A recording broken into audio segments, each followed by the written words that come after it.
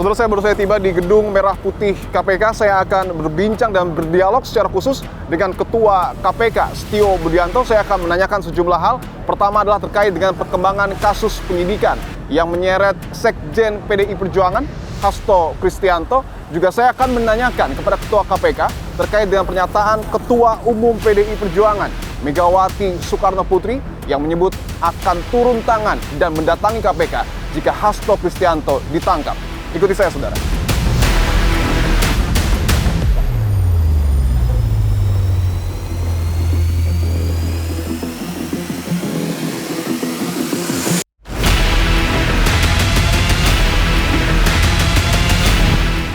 Saudara, saya sudah bersama dengan Ketua Komisi Pemberantasan Korupsi periode 2024-2029, Bapak Setio Budianto.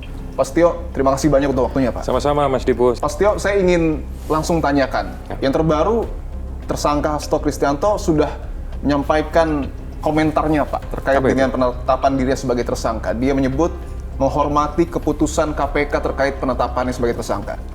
Ya, kami juga menghargai apapun yang disampaikan oleh beliau. Gitu. Jadi itu kan hak daripada warga negara.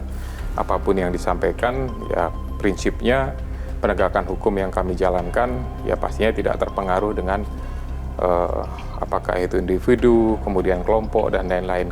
Kami hanya berdasarkan alat bukti dan proses penyidikan yang sedang berjalan. Banyak pihak yang mengapresiasi keputusan KPK mentersangkakan Hasto Kristianto. Apakah ketika Bapak dilantik oleh Prabowo Subianto, seminggu setelahnya Bapak menetapkan Hasto sebagai tersangka, kasus drama Harun Masiku ini sudah menjadi concern KPK di kepemimpinan yang baru? Ini kan sebenarnya bukan hanya kepemimpinan yang baru ya. Semua insan yang ada di Komisi Pemberantasan Korupsi ini, dari mulai mungkin pegawai terendah sampai pimpinan, saya yakin semua konsen terhadap bagaimana upaya pencarian untuk bisa mengungkap keberadaan, bahkan sampai melakukan penangkapan. Pun sudah segala macam cara, banyak koordinasi, kerjasama dalam negeri, luar negeri yang sudah dilakukan oleh Komisi Pemberantasan Korupsi, tapi mungkin belum beruntung lah untuk saat ini ya. KPK juga yang terbaru sudah mencekal ya Pak ya? Mencekal Hasto Kristianto untuk tidak bepergian ke luar negeri, termasuk juga mencekal mantan Menkumham, Yasona Lawli, untuk tidak bepergian ke luar negeri. Alasannya apa Pak? Ya, penyidikan melihat pasti ini semua ada pihak-pihak yang ada relasinya. Kemudian mekanismenya diajukan kepada pimpinan dan semua pimpinan juga sepakat bahwa alasan pertimbangan yang diajukan oleh penyidik itu patut dan wajar untuk dilakukan permohonan pencekalan kepada yang bersangkutan ke kementerian terkait. Apakah ada kecurigaan bahwa Pak Yasona ini tidak akan kooperatif ketika dipanggil KPK? Selama ini sebetulnya kan sudah kooperatif. Cuma kan penyidik itu berpikir resiko terjelek. Ya, mengantisipasi segala sesuatu, ya pertimbangan daripada terjadi sesuatu yang akan menyulitkan terhadap proses jalannya penyidikan ini, maka kemudian keputusan itu diambil. Apakah kemudian pencekalan yang dilakukan kepada Yasona Lawli, elit PDIP, dapat dikatakan bahwa KPK mengindikasikan ada pihak-pihak lain yang terlibat dalam kasus Hasto Kristianto dan juga Harun Masiku, khususnya dari jajaran elit PDIP? Ya, nanti masalah berkembang, kemudian apakah tetap kepada yang dua itu saja, dengan ditambahkan satu yang DPO, ya itu tentu nanti perjalanan yang akan menentukan. Kalau misalkan kemudian berkembang sesuai dengan alat buktinya ada, ya itu nanti pasti ada proses lagi.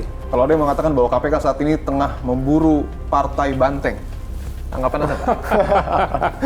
Iya, kalau ada sampai pernyataan seperti itu, saya yakin itu adalah mungkin hanya pernyataan segelintir orang saja.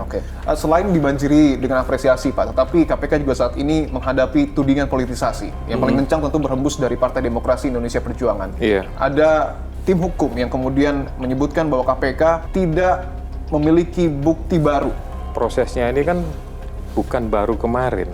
Penyidik juga kembali lagi ke peristiwa di 2020, mengkaitkan dengan peristiwa tersebut, ya artinya mereka bedah berkas lagi, dokumen semuanya, dan dilihat materi perkaranya seperti apa. Tapi bukti baru ini menjadi salah satu hal yang cukup penting, Pak, karena kita tahu bahwa ini bisa saja menjadi celah ketika nanti PDIP membawa gugatan ke pra-peradilan. Ini bisa mungkin saja memberatkan KPK dan menggugurkan status tersangka Hasto Kristianto? Ya, nanti kita lihat saja prosesnya seperti apa. Namanya itu kan hak ya, sesuai dengan pasal 77 KUHP itu kan hak daripada tersangka gitu. Nanti kan kami juga akan menyiapkan jawaban dari Biro Hukum segala sesuatu bersama dengan penyidik kami akan hadapi. Tapi KPK yakin bahwa tidak akan gugur di pra-peradilan penetapan tersangka Hasto ini?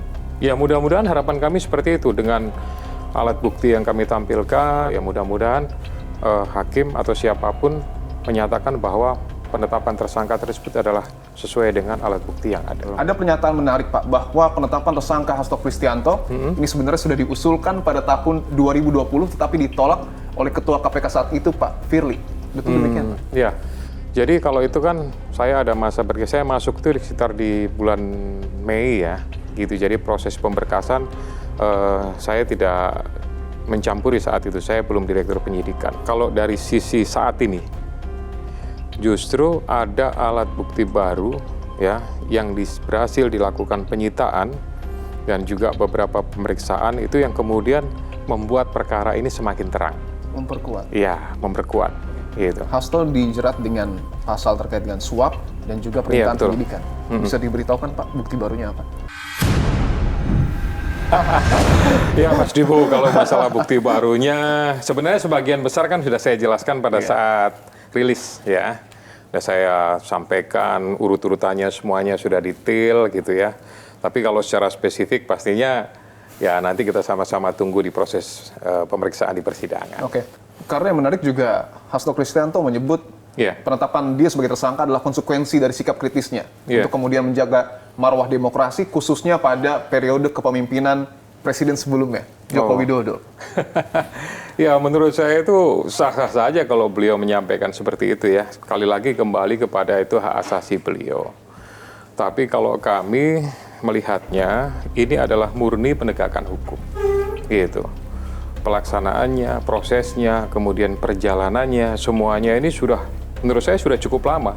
Gitu, 2020 kemudian berkembang dan meningkatlah eskalasinya itu di 2024. Nah, disitulah kemudian penyidik banyak melakukan kegiatan yang kemudian pada suatu kesimpulan yang akhirnya diterbitkanlah sebuah surat perintah penyidikan. Ya. Artinya Ketua KPK periode 2024-2029 berani menjamin bahwa penetapan tersangka Hasto Kristianto tidak ada kaitannya dengan Presiden ke-7 Jokowi dan juga pemerintahan saat ini. Tidak ada intervensi. Menurut saya tidak ada sama sekali ya. Gitu. Dari sejak saya masuk di sini, ya kemudian kami prosesnya itu ada pengajuan dari Kedeputian Penindakan, kemudian kami bahas dengan seluruh pimpinan yang lain, gitu. Kemudian mereka semuanya sepakat untuk segera dilakukan sebuah ekspos gitu atau gelar perkara. Nah, dan disitulah ada beberapa pembahasan, ada diskusi. Nah, dari situlah sekali lagi muncul sebuah keputusan. Gitu. Bahwa dari tahun 2021 tidak ada surat perintah dari KPK untuk kemudian mencegah Harun Masiku berpergian ke luar negeri. Betul demikian, Pak? Seharusnya itu bagian daripada SOP yang harus dilakukan itu mutlak itu, absolut itu. Yang harus dikerjakan oleh penyidik itu menetapkan tersangka, itu ada tahapan berikutnya. Salah satunya adalah meminta kepada kementerian terkait untuk melakukan pencegahan kepada orang yang ditersangkakan. Berarti seharusnya dilakukan? Seharusnya dilakukan, seharusnya ada. Artinya saat ini dapat dipastikan bahwa surat pencekalan untuk Harun Masiku itu sudah kembali berlaku? Ya, oke lah. Jadi saya melihatnya, ini semuanya kan sudah ada lembaran baru yang dibuka oleh penyidik. Ya, bahkan satgasnya pun sudah dikomben dengan beberapa satgas gitu. Nah, itu saya yakin semuanya sudah dilakukan. Nanti saya akan cek kembali. Baik, Pak Setio, ini juga menjadi pertanyaan umum. Apakah kemudian Komisi Pemberantasan Korupsi periode saat ini sudah mengetahui keberadaan dari Harun Masiku? Ya, kalau namanya orang dicari tentu kita nggak tahu keberadaannya di mana ya. Kalau ada pasti segera kita tindak lanjuti. Kami juga membutuhkan dukungan dari seluruh masyarakat.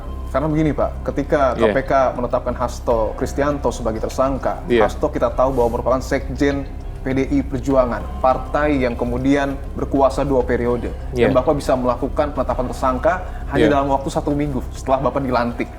Artinya Secara logika seharusnya untuk penangkapan Harun Masiku bisa dilakukan juga dengan cepat, Pak. Iya, makanya kan kita intinya kalau pencarian itu kan kita berusaha dulu untuk mengecilkan lokasinya dulu. Oke. Gitu, mengerucutkan di mana lokasi-lokasi itu. DPO-nya kan sudah diupdate terus kan, gitu. Dengan penampilan-penampilan yang mungkin ada perubahan-perubahan. Itu kan bagian daripada salah satu upaya dan mempermudah kalau memang ada mungkin face off atau apa gitu ya, perubahan wajah gitu ya. Sebelum penetapan Sekjen PDIP Hasto Kristianto sebagai tersangka, beberapa hari sebelumnya Ketua Umum PDI Perjuangan Megawati Soekarno Putri menyebut ketika Hasto ditangkap oleh KPK, Megawati akan turun dan mendatangi gedung Merah Putih KPK. Ya, pasti kami, ya Komisi Pemberantasan Korupsi ini kan milik rakyat, milik masyarakat, milik semua unsur, semua elemen lah gitu. Ya, kalau beliaunya berkenan mau datang, gitu, tentu kami semuanya juga terbuka di sini, nggak ada masalah gitu. Sepanjang ya pasti keperluannya jelas gitu, dan di sini kan ada prosedur ya, mohon maaf kan ya, gitu. Jadi sesuatu itu dilewati sesuai dengan prosedurnya, ya kami semuanya siap lah di sini. Apakah kemudian pernyataan Megawati itu dapat menyurutkan keberanian dari KPK untuk menangkap Hasto? Apalagi kita tahu Ketua Umum PDI Perjuangan Megawati Soekarno Putri melahirkan KPK dari rahimnya ketika menjabat sebagai presiden. Presiden, ya paham lah kalau itu ya. Itu kilas balik setelah terbit Undang-Undang 30/2002 kan. Ya, jadi situasi seperti itu mengembalikan bagaimana peran Ibu Megawati dalam hal masalah pembentukan KPK. Tapi sekali lagi bahwa KPK ini kan terbentuk karena memang masyarakat lah yang menginginkan seperti itu. Jadi masalah kader menurut saya ya kami biasa-biasa aja sih menangani, sama dengan penanganan kasus-kasus yang lain yang sudah sekian banyak ditangani oleh Komisi Pemberantasan Korupsi. Sama kok dengan perkara umum. Apakah dalam waktu dekat Hasto akan ditangkap, Pak? Nah, kalau soal itu ya, jadi penyidik itu kan independen gitu. Pengalaman saya tidak pernah ada gitu. Kapan waktunya ditangkap, ditahan dan seterusnya. Itu kembali kepada penyidik lagi, kepada direktur, kemudian kedeputian. Kami manajemen aja melihat aja seperti apa yang dilakukan gitu. Nah, dari situlah kemudian nanti akan ada proses upaya paksa lainnya. Ini akan menjadi pertanyaan terakhir saya, Pak. Kenapa pada akhirnya penangkapan Hasto itu dinilai penting? Karena pernyataan terbaru dari jubir PDIP bahwa Hasto Kristianto sudah menyiapkan puluhan video untuk kemudian memperlihatkan pejabat-pejabat yang terlibat kasus korupsi. Oke, ya. Ya silahkan saja. Silahkan salurannya mau ke KPK atau mungkin mau ke APH yang lain. KPK tidak melihat ini sebagai ancaman? Ya, kami bertugas di sini ini kan sudah ibaratnya memberikan bakti dan pengabdiannya kepada bangsa dan negara. Menurut saya sih tidak akan pernah ada insan KPK yang merasa terancam dengan adanya penanganan yang kasus yang ditangani oleh KPK. Ketua KPK periode 2024-2029 Bapak Setio Budianto, terima kasih. Terima kasih Mas Dipo. Ya, terima kasih.